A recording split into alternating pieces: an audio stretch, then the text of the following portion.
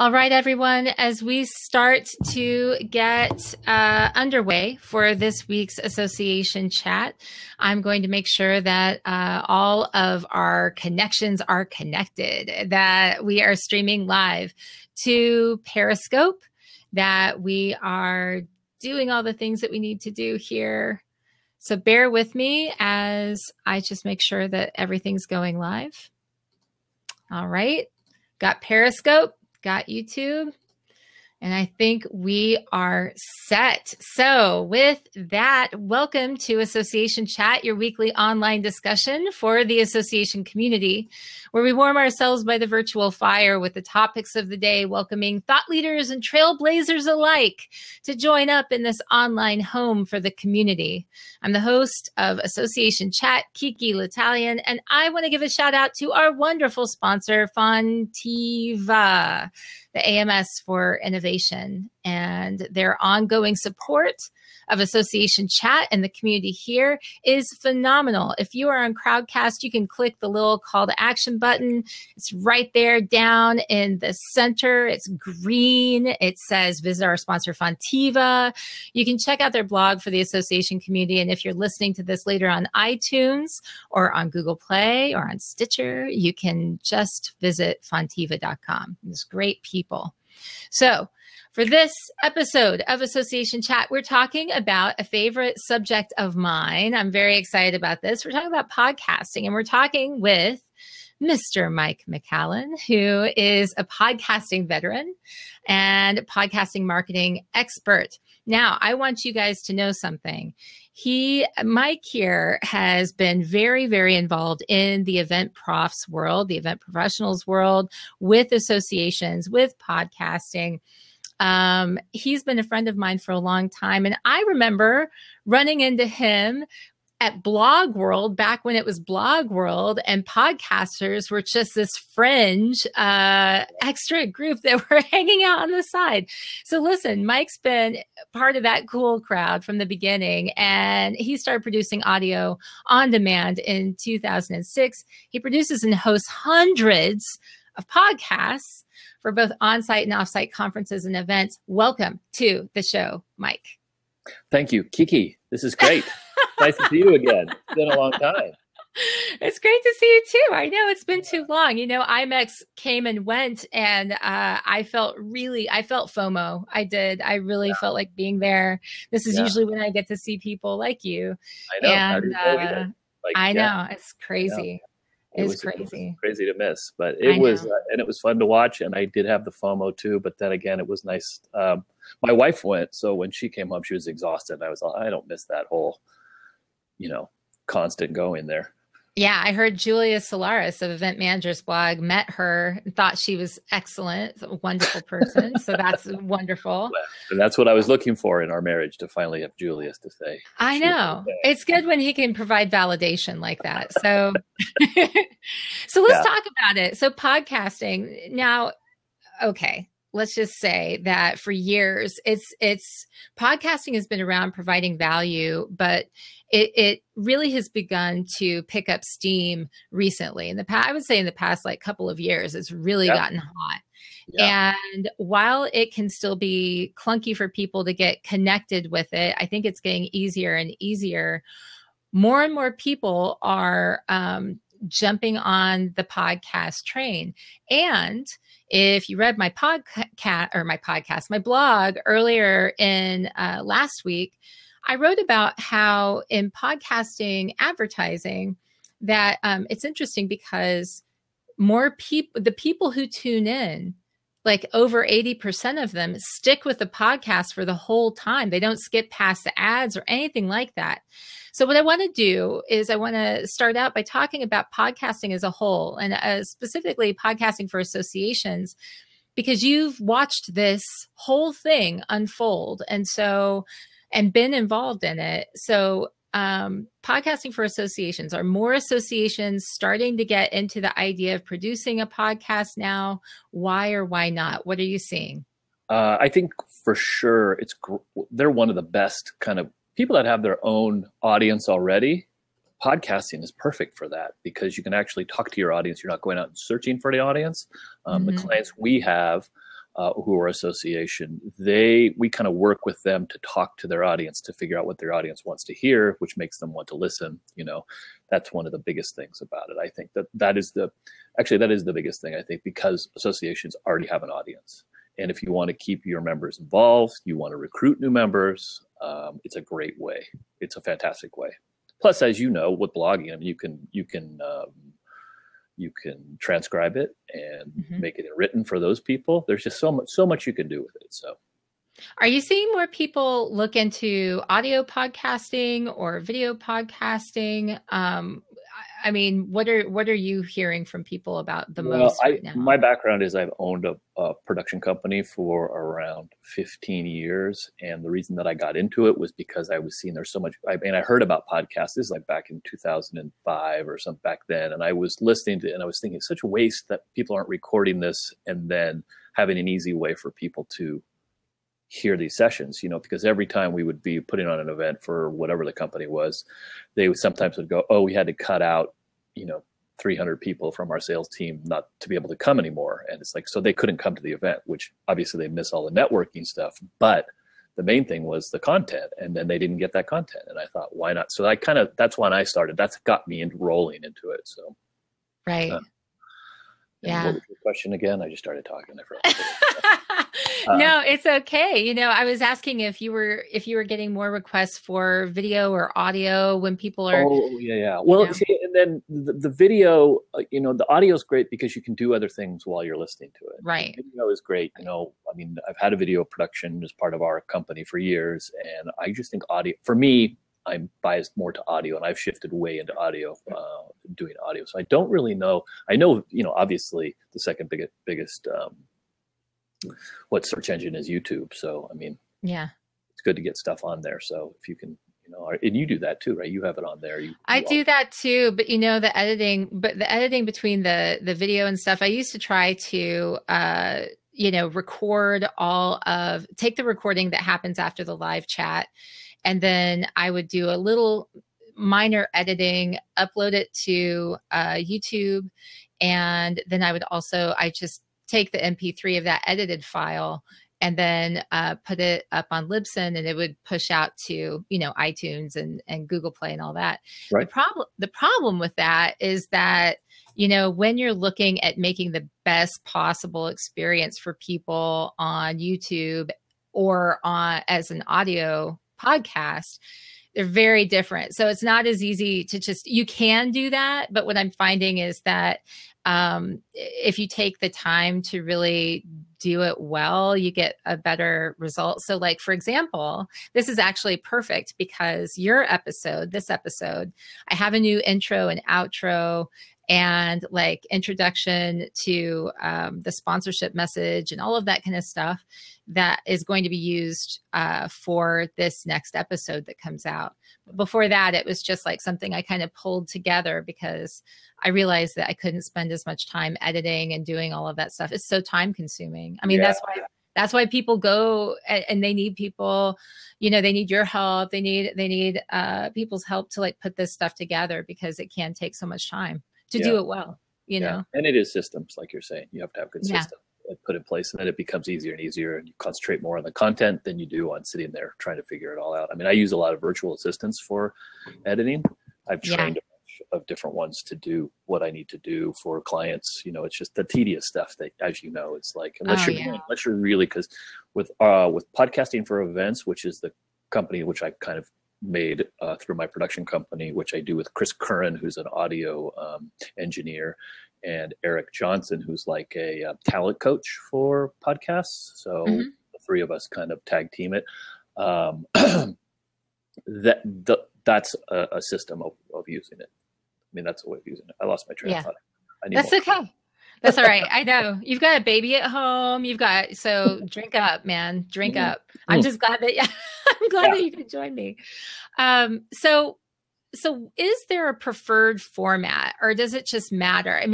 If you were to say that, in general, there's a particular type of format that seems to hit well most times, maybe not every time, but most times, does that exist or not really? What do you think? I think it goes back to your audience. I mean, different audiences want different things. Some want how to, some want interviews, it's just panels. They want to, we've done a lot of stuff where we're, like I said, where we go to the events and we're just capturing stuff. We're editing it down so they can share it that way. It just really depends on, I think the consistency is the main thing, really.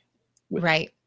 Well, and I think that consistency, I mean, whether you're talking about blog posts or emails or whatever, that is such a big thing. And you want it to become part of a normal thing. Like, yeah. On Tuesdays I drive to work and I listen to Kiki or, whatever. It's like, yeah. And I love it when people tell me that they've worked it into their routine, like it's part of their pattern, because when I know that when that happens, then I'm like, oh, okay, good. This is something that they've built into their day. Do you know how often? Now, maybe you can help me with this. Here's a challenge. I love to get free advice from my guests. Here's my challenge. So I hear this very often. Hey, Beth. Hey. And by the way, everybody, you should check out Beth Brodowski's wonderful podcast. She has an awesome podcast that I subscribe to. And participation, what is it? I swear to God, I am not this loosey-goosey about stuff, but I want to get it right. I know. No, but I want to show, like, I cut back on my driving participation. Yes. Hi, Richard Young. Hello. Yes. No. So that is one of the few podcasts. I recently cleaned out my podcast app, and that's one of the ones that I always listen to because she is excellent at asking questions. But no, here's my issue. I talk to people and they say this. They say, Kiki, I love what you're doing. I'm so supportive of it, but I have it on my calendar every week at 2 p.m. Eastern time, and I always seem to have a meeting over that, or for some reason, I just forget. Hi, Amalia. Hey. Yeah, and 7 p.m. UK. Thanks. Yeah. And so, so the great thing about podcasts is you can listen to it anytime. And I always try to get these uploaded by Friday, Friday of the same week. But the thing is that if you don't build that sort of synapse, that sort of connection where people automatically are needing to connect with you, know to connect with you every week, then every time it's a hurdle. It's a new decision for them to make to listen to your show. So do you have any advice for overcoming that? Have you run into that? For not putting up shows in time or not doing them? No, not about the consistency, but about sort of building that sort of drive for people to know that they need to check in, to hooking them in. Yeah. Oh, wow. Well, again, I think you need to know your audience so you can actually say, hey, and then you can actually start to build on that and say, oh, they're really interested in these topics, especially for associations. I mean, what they know what they need to get to their people, and those people, they'll see immediately how many people are downloading those shows. So it's really kind of a testing, and like you have your audience, so you're not going to lose them like a normal audience. Yeah, that's true. You can keep going on with new stuff and say, hey, this week we have this going on, Yeah, that's so true. And I'm looking over here in the Facebook feed. And hi, Lauren. Hi, Eric. Hi, Clark. It's so good to see you guys. So when we're talking about podcasts, there are a lot of hurdles that you have to jump before you even get to the point of talking about marketing them. And so what are some of the hurdles that you see associations facing when they do make that decision to sign on and to do a podcast? Like, what are some of the big things that get in the way of consistency or that get in the way of them succeeding? I think right off the bat is people worried about the tech too much. It's like right away, it's like, oh, we can't do that. And they should have somebody that's designated. If it can be an assistant, it could be anyone who is the keeper of everything, does that make sense? Like all the files and making, we work with the American Pediatric Dental Association, and they just lost the assistant we were working with on all the podcasts, but somebody else immediately took it over. And that was a big thing. I talked to Tanya, who's the head of it, and I said, well, you need, and she says, oh, I want to do this, because she started to get excited about it. But I think that is a big thing. It's like having one main contact and have them be the carrier of the whatever, the files of that, because it really helps. Yeah, Yeah, the keeper of the podcast. Richard Young says you have leveled up. You are now the keeper of the podcast. Yes, it does sound like you're bestowing that honor upon Yeah, someone. I guess it needs a better name than that, doesn't it? I love it. So Uh, what about let's talk about marketing. You create a podcast and then what? So what happens if you don't have enough listeners? What happens? What are some best practices for getting more?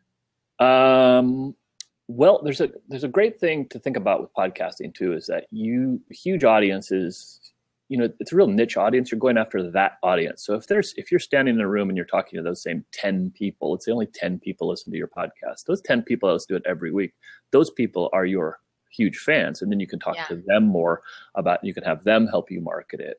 But I wouldn't get hung up so much on people listening to it. Obviously, if no one's listening to it, you need to work on your script, on what you're doing. Like you said earlier, what would people like? But that's kind of with an association, it's great to go out and start asking people, send it out and, say, what would you like to see? And then you're going to get stuff back, right? Yeah. Yeah, for sure. And I see over here, Sam says, hi, Mike, we're thinking about starting a podcast. What's the best format for a podcast? Interview, panel? I mean, Sam too. So it kind of helps to get a little context. Yeah, I was going to say, if you know Sam, it's probably he does an audio podcast because doesn't have the face for video, I don't think. Oh, stop. That's not true. That's not true. Sam, I don't know what's the best format for a podcast, really. it's no, Sam is a very handsome man. I don't know what the best format is for a podcast. Obviously, some of them go crazy, like the Tim Ferrisses of the world who interview people and they got a gazillion, a gazillion listeners. And then there's other panel ones, but like the Nerdist is one that's like popular and that's kind of a panel, I guess. I don't know. It's so interesting. Yeah, it's so interesting to me because I listen to different podcasts for different reasons. I love Tim Ferriss's, but he goes between 1 and 3 hours. I mean, that's a long format show. Mm-hmm. And then you have other podcasts. Well, you know what? Joe Rogan does that too. And huge, really long shows. Yeah. Actually, come to think of it, a lot of shows I listen to are kind of long. Well, how about the one Hardcore History? I just oh my gosh, I saw that guy speak, and his last one was 6 hours. Yeah, I know. 6 hours. It's insane. And he does it. He does it. He goes along and records them as he's he doesn't do the whole thing and then record it. He records it as he's learning about whatever the history is. So and so what's interesting about that until he knows that he feels like, okay, I've covered it. So that's why he 6 hours, and people love it. And I think that, so I started doing this podcast series, blog series this past week. Lauren Lemunyon, who's listening right now. Hi, Lauren. She did this 100-day challenge and continued it on to write a blog post every day. Wow. So I took the challenge, I started doing it, and I soon decided, within 2 posts, that I wanted to do a series on the 5 senses of marketing. So it's like sensory marketing. And you can see I've been making notes back here, but anybody who's listening to this later, just trust me, you can visualize a bunch of notes behind me. But anyway, it's interesting because when you talk about doing anything visual, you talk about how you can lose their attention very quickly. And so with video, you need movement immediately. You need intro text immediately. You need captions. You need all of this stuff if you're going to optimize for video online. But then when you talk about podcasts, when you talk about what you're listening to, when you talk about the auditory sense, it's different. It's different. You have a little bit of a different kind of thing that you can do there. So it's a different medium, and it provides a lot of different opportunities. And so, yeah, and they say that podcasting too is so intimate because you're actually entering someone's body. And it sounds weird, but you're actually going into their ear. Yeah. Yeah, you're in there. You wrote that in a whispering. Where'd you write that in one of the? Yeah, it's like an influencer whispering into your ear. So when I put this on, when somebody's listening, it is like we are in your ear. We're in your ear right now. Yeah. It's kind of was it a voyeurism thing? Like you're kind of listening to something that, that's kind of cool too when you're listening in on a conversation, But ads. I will click past an ad so fast. I will shut something down so fast if it's on video. But on a podcast, I have purchased more items because somebody I've been listening to on a podcast. Yeah. And I saw that in your blog too about the Tim Ferriss, the mushroom coffee, and I bought it too. I mean, I bought stuff. Yeah. And it's just, and I still get it. I still get it. Yeah. No, I don't anymore, but yeah. Wow. And so Beth says, I listened to Game of Thrones on audiobooks, and each of those books are 40 plus hours. Long form is not weird for people who love the format. That's true. And especially if you're somebody. I listened to all those books, and I have a pizza oven right out here. I built the pizza oven listening to the Game of Thrones. Yeah. So I look at it and I think about the Game of Thrones because it's that association. But you're right about that. Yeah. Well, so let's talk about the advertising, because I think a lot of people think, so I have to have like 1 million subscribers to even start thinking about advertising. And so my guess is, based on you shaking your head already, that that's not necessarily true. So can you talk to me a little bit about some of the options that are available to people? Like are we thinking about advertising in too restrained of a way? No, I think people need to open up about that, because like for associations, you already have a bunch of people who are trying to get at your audience. So those people will want to be in their ear, first of all, and then that's a huge one for associations. I think I've talked to them every time we do one with do a podcast series with an association. That's the thing. Get your advertisers that you're using at your events or whatever, send them out and put it as part of the sponsorship. Say, would you like to sponsor our podcast? Before you do anything, you can get it paid for, and you can actually make money off of it. I mean, that's the cool thing about it, with advertising. Okay. Wait. Let's slow down there. I want to talk about the making money part of it. Can we talk about that a little bit more? Because I would like to see how we can do that. I think that a lot of people are, and I know I have friends out there that have something against the term non-dues revenue, but let's just go there. So when you're starting to look at other ways to bring in money, especially for an association, and you're looking at your podcast, how does that work? I mean, is it like a typical sponsorship, or are there other options? That's how I've kind of worked it with some associations. I would say to them, put it in your sponsorship packet for your next event when you have your annual event, and say, hey, and then we'll already budget it out beforehand. You'll know how much it costs, and then you can put some money on it and make money off it if you want, or just have it paid for. Mm-hmm.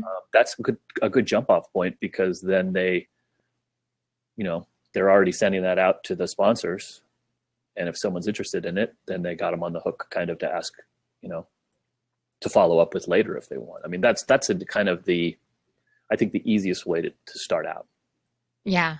And then you were talking to me about stitching in ads and that sort of thing, working with Ad Stitcher, right? Yeah. So I also work with a startup, which I've been doing for the past year, called Knit, like knitting.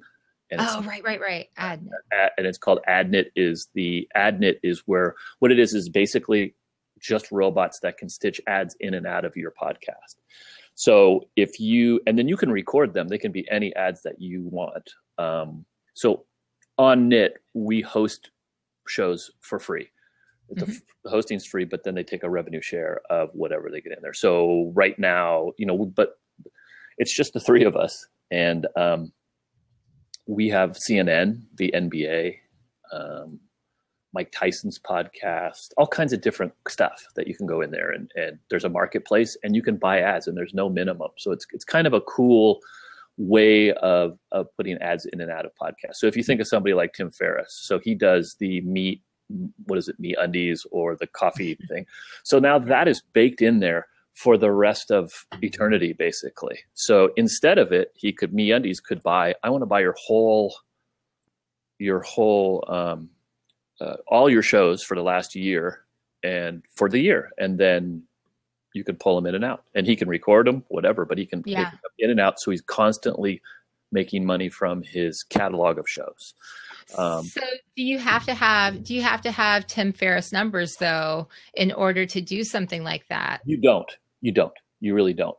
We as a startup are trying to obviously get the bigger shows, and it has worked. I mean, like the David Axelrod and stuff. They talked about where I don't remember, Mark Maron interviewed President Obama, and there was one ad in there. So that ad is now in there forever, basically, with the company that they went with. So this is new. This is a new system. We're the only company that does it. I think we're the only company that I've heard of that has actual robots doing it. So we have a system that you can just upload. So if you put this show up there, you would break it into three files. Cool. So then then the system puts ads in and out. So very nice. Yeah.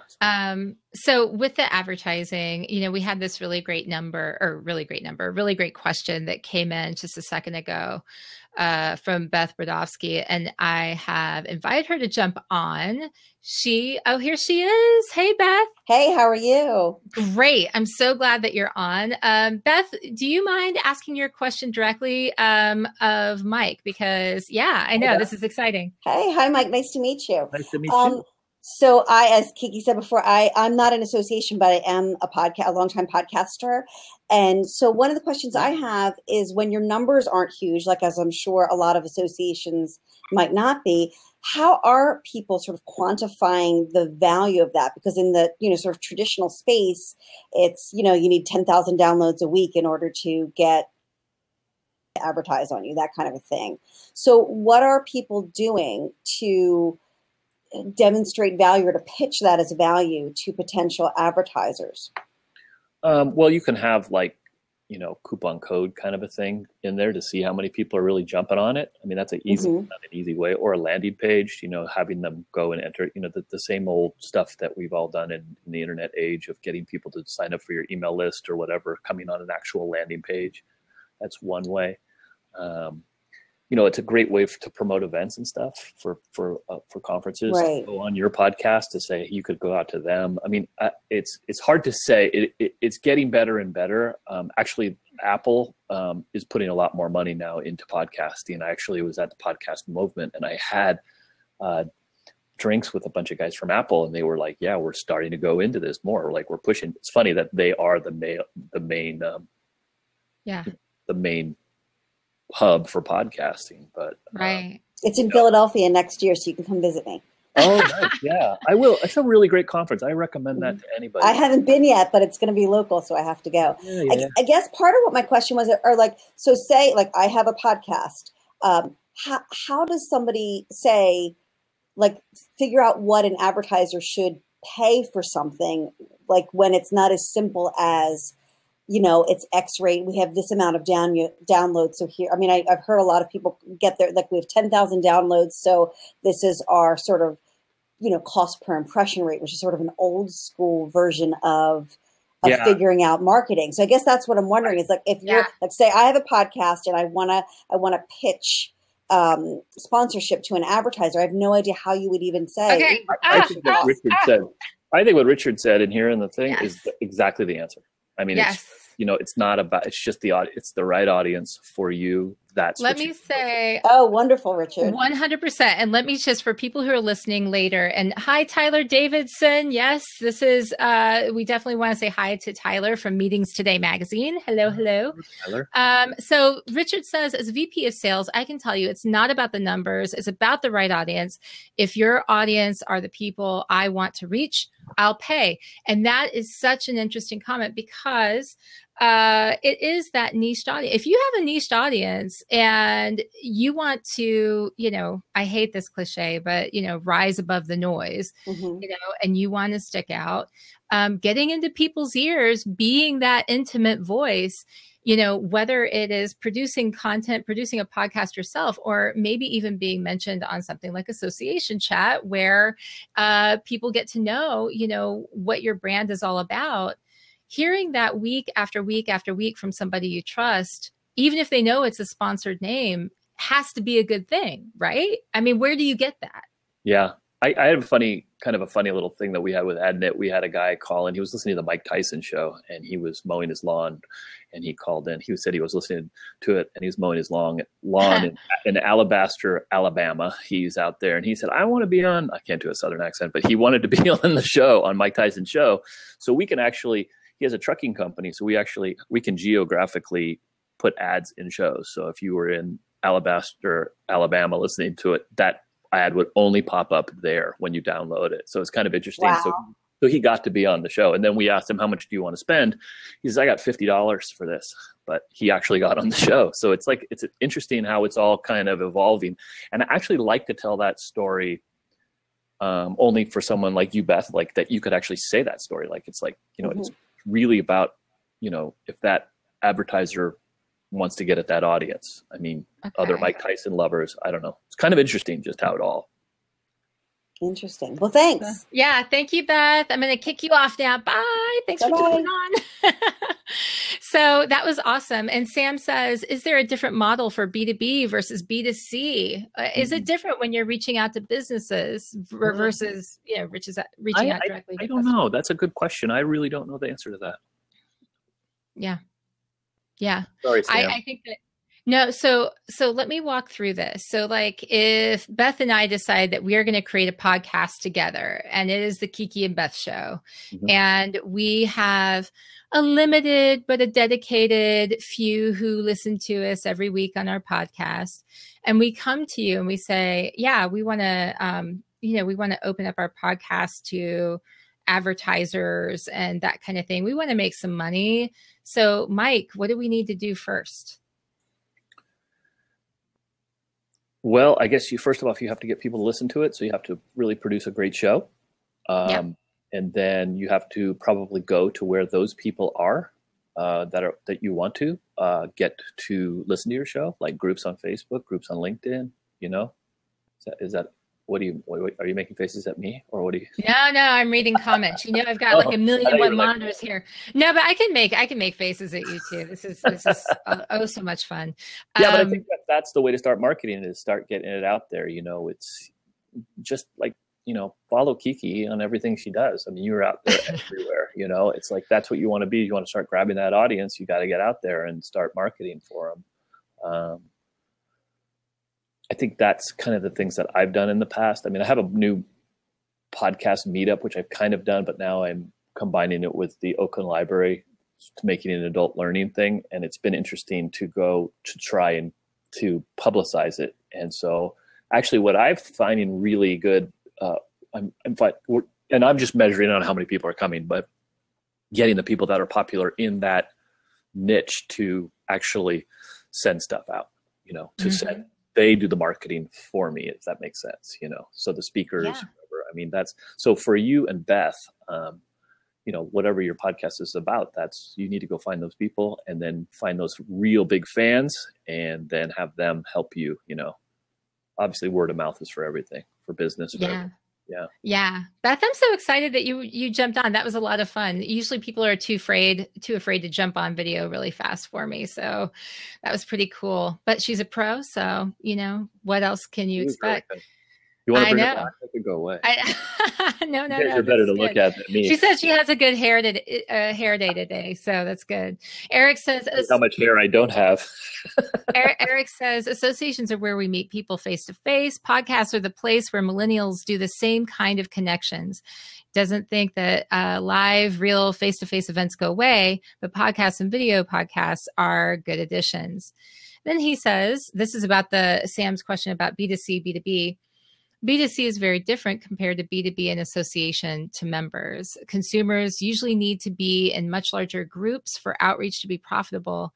However, associations create such niche audiences that the right sponsors will find it more profitable even with small numbers. And I really do believe it's true, because when you have that perfect audience, do you care that you have 100,000 people following you if they're not going to convert, if they're not going to buy or do something that is getting you closer to what your goal is?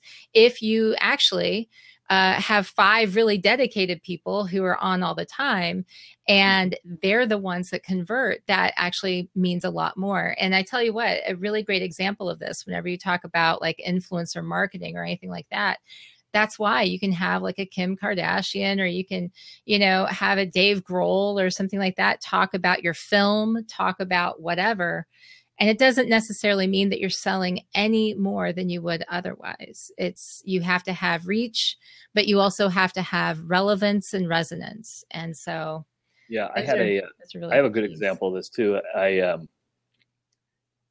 saw at Podcast Movement, saw this guy speak, and he has a horse podcast. He talks all about horses. He has about 10, 15 podcasts about horses. And his smallest podcast audience is about buggies, like this buggies. But anytime he advertises anything to those buggy people, they buy everything. It's his most profitable podcast out of all of them because they're just crazy for buggies, the buggies and the horse. So he was saying, like, he has these other ones that have these huge audiences, but they don't buy anywhere near the niche. So yeah, that's so crazy. So it's like, I think that if you, instead of trying to catering to everybody, even if how about this? Even if your product is something that could potentially that like everyone would be able to enjoy or become a part of, probably dialing in on, some sort of target or niche market is probably your best bet to begin with, and then growing from there, right? Is that what you're saying?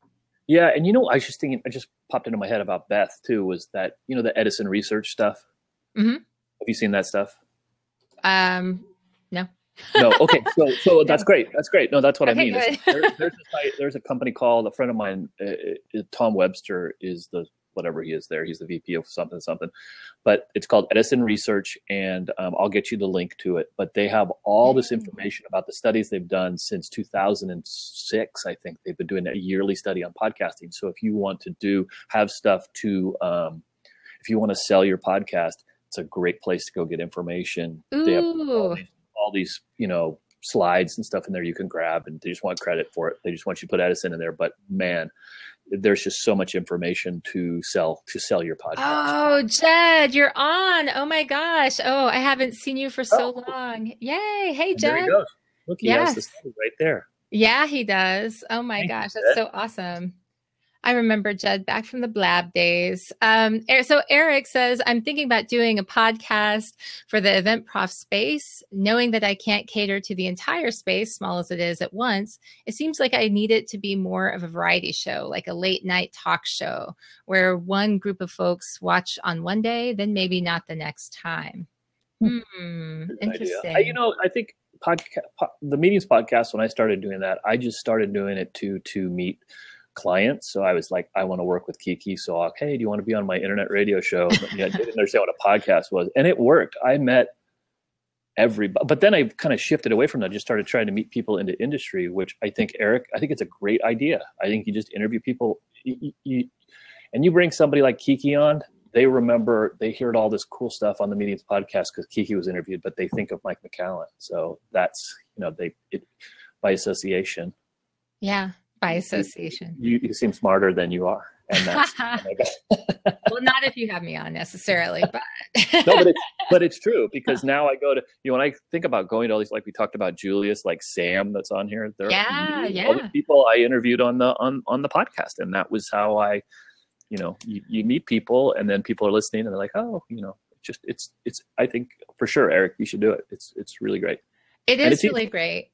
Well, and what I find is that it actually leads to more opportunities to later down the road, because you don't necessarily for me, association chat for sure has led to all kinds of things like interviewing people at conferences. And I mean, it's become something where people ask me to be a moderator for things often. And that is something that I don't know. I was a speaker before, but being a moderator is something that that happens more and more, and it's directly connected to association chat.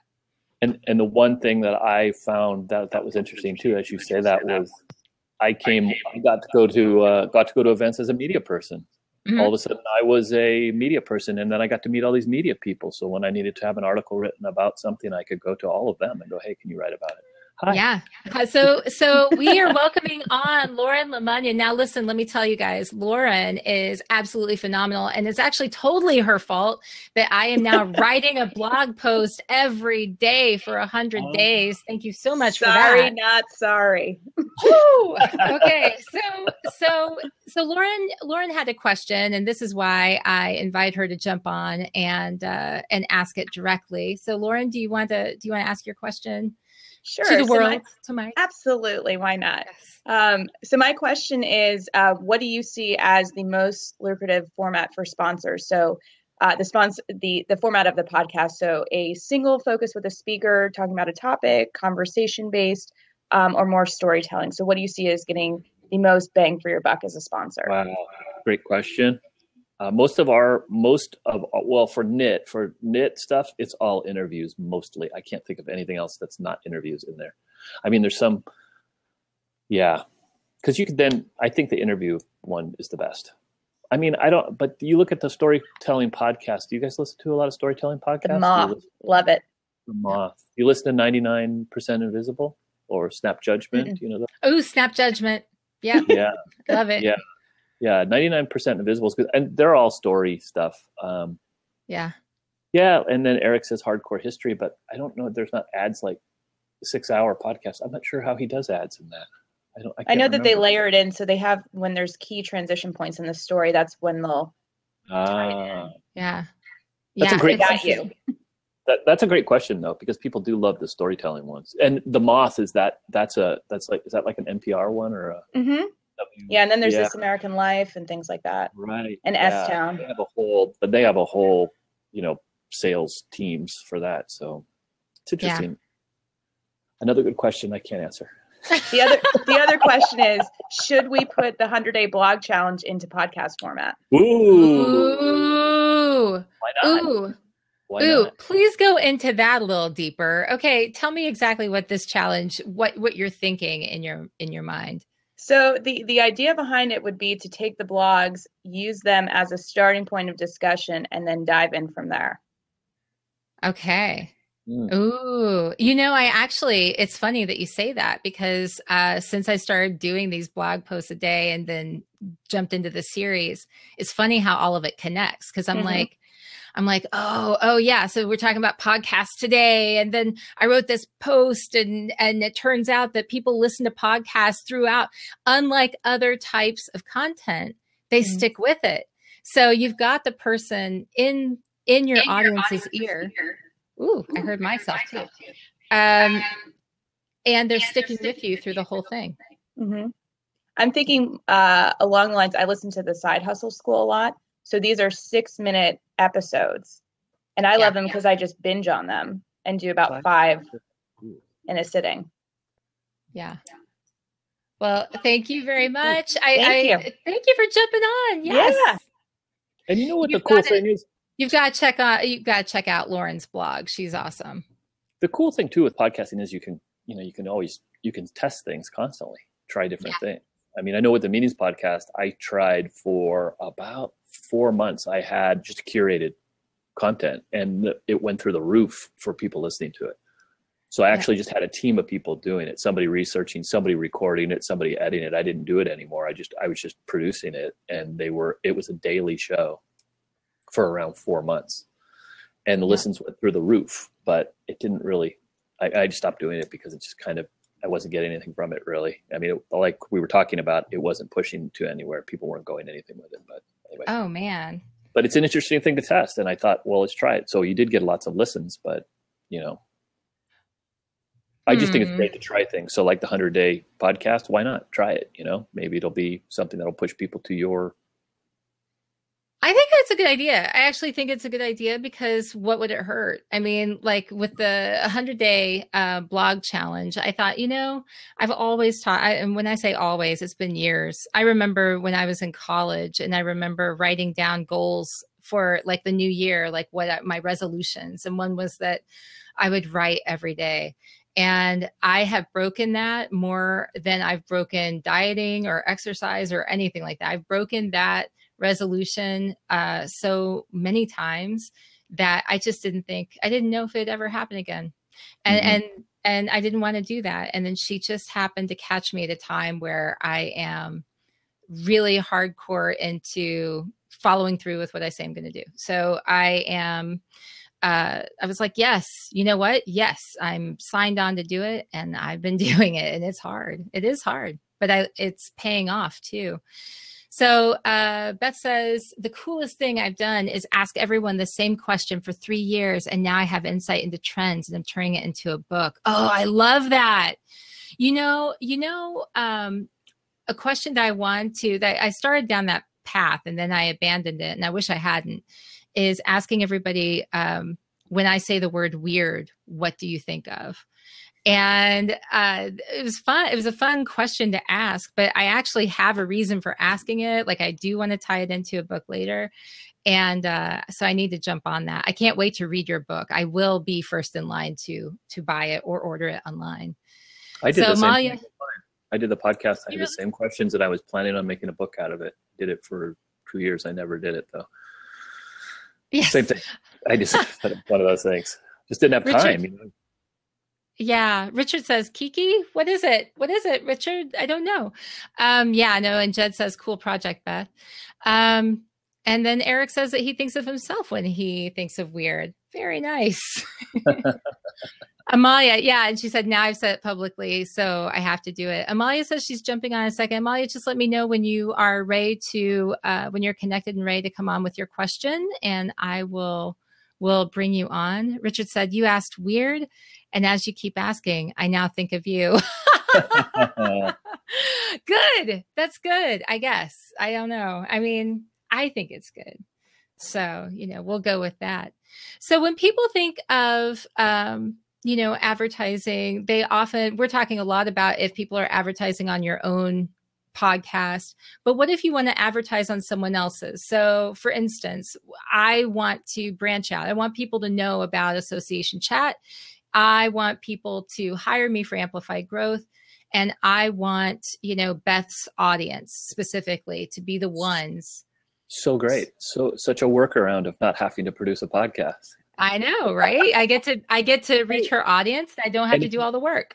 And if you can, and even better, if you can record it too, you could try those, see if those work. Mm-hmm. And like what we talked with Beth, like have something in there for them to go to, you get a free gift or something if you come to this thing, to start getting their email addresses. It's kind of a cool idea. But then they say the host-read ones are the ones that are the most, that do the best, because you're getting that influencer is mm-hmm. talking about it, just like you buy Tim Ferriss's MeUndies. It's that kind of, yeah.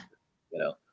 I swear. And you guys, MeUndies, it's underwear, and you can subscribe to this underwear. And I almost got a membership for it. I almost got a membership. Listen, Tim Ferriss is a man. Let's talk about that. Okay. They do. I mean, they have them for men and women, but Tim Ferriss is a man. Why is he influencing me on what kind of underwear I want to buy? But he talks about MeUndies, and he's like, they're so fashionable. They even have some for the ladies, la, la, la, la, la. Yeah, and he goes on and on about the fabric and stuff. And I'm like, okay. He says he likes it. I trust him what he says. And I was this close to getting a membership to underwear because of him. And they call it the Tim Ferriss bump is what it is. Yeah. His show is so popular, though. That's, I know. Kind of like one of those getting on the, Tonight Show or something, basically. Yeah. And Jed just posted something, says, here's a book similar to Best Ideas, Stories from the Social Side. Love it. This might be ideas for, a way that you can put your book out or put it together. I don't know. Just some suggestions. Very nice. So I'm going to invite Amalia on. And you guys, this is another rock star who is a viewer. I'm so glad that she's on this week. She's also a friend. She is an association executive who in her own right has been responsible for a lot of great things, winning awards. What was the one that you just won most recently? She wins a lot of awards. So I don't know about all that. Association Trends, Young and Aspiring. Yes, young and aspiring. Yes. So thanks for joining us. Sure. So what was your question? Why don't you go ahead and ask? Yeah. So I work with a B2B association, specifically manufacturing companies are our members. And I was recently running a meeting for our marketing members. So they're all CMOs of US-based manufacturing firms or companies. And there was a really interesting discussion during our sessions around storytelling, and a feeling from them that storytelling, hey, Lauren, is dead or dying, and that it's kind of transforming into something else. So that's part one. I'm curious, what do you guys think? Is storytelling dead or dying as a marketing technique or content technique? And then I have a follow-up question for what they think might be replacing it. Why do they say and it's I dying? wonder too, like, could that potentially apply to other kinds of marketing, but not so much to podcasts because of the format? Why do they say it's dying? Just because people's attention spans are too short? Did I stump you guys? No, you didn't. You didn't. I'm actually. Look at your face. I'm just like wondering how somebody gets to the place. It's almost like when people said blogs are dead or podcasts are dead or God is dead. Everything is dead. And it's like, and so I'm just wondering how somebody gets there. We are biologically set up. We are wired to respond to stories. We are wired to respond to emotion. So why did they say it was dying? Yeah. So personally, I took a class at Georgetown last summer. They have a nonprofit executive management session. It's a great course. It's a certificate program, and I highly recommend if anyone's considering like additional education. It's an amazing program. And one of the sessions that was part of that, it was like I did the intense like 8 days, like all in, all day experience. There's another way to do it too, over like weekends. But anyway, one of the speakers we had was specifically this guy who talked about storytelling, and they've set up an institute over at Georgetown about storytelling. And, he made some very compelling arguments. Sure, Eric, I'll put it up in a minute, around the value of storytelling, especially for nonprofits and associations, as a way to draw people in and get them to care about your cause, and to want to support you, whether that's through a membership or through a donation or something else. He had a really interesting story because he had actually worked with Jane Goodall for many years, developing stories to help her, with her foundation and to raise money through that. So, and there's, some very powerful stuff there. But, go ahead.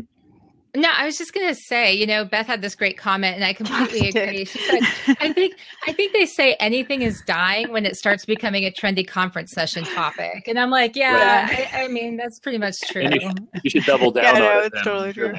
But, along that too, you see it in some B2C stuff too, and virtual reality as a way to pull in, storytelling as well. Obviously, it's probably not going to happen with a podcast, but, like you look at Tom's, they've set up virtual reality in some of their stores so that people can go and experience like what happens when the, pairs of shoes that gets donated for the pair they buy, what that experience is like, to kind of put them in it. Because you're right, people totally respond to storytelling.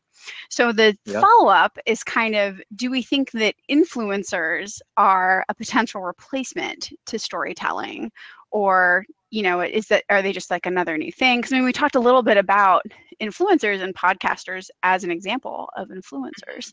So I'm wondering about, that too. Bring it back to podcast piece.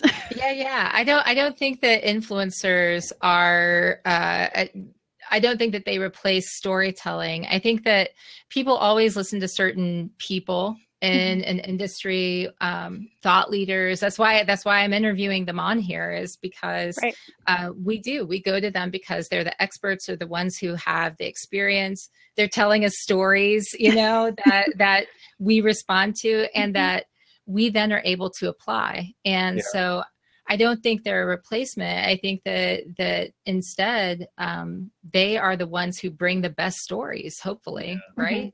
I have share the one. I have a friend that I think so. I would agree with that. Yeah, we can hear you. We're just talking over you. No, I was just going to say, I know there's a very popular podcast here in Oakland called 99% Invisible, and it's put on by an architectural... Yeah, Beth, you're right. There's always been influencers. It's only new that it's a job title.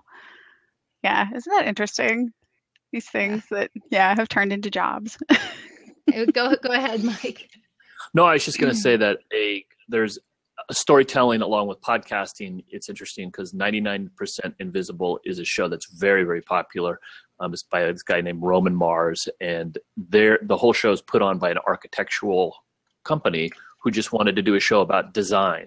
And it has nothing to do necessarily with buildings all the time. Sometimes it does, but it's just about design.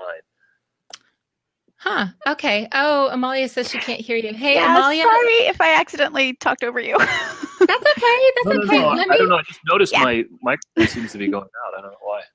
I don't know. I hear you okay, but let me go ahead and kick you off, Amalia. Thank you for jumping on. Yes. Bye. It was so much fun to have so many great people join us on the chat today. And Mike, are you there? Yep. Okay. So, Sorry.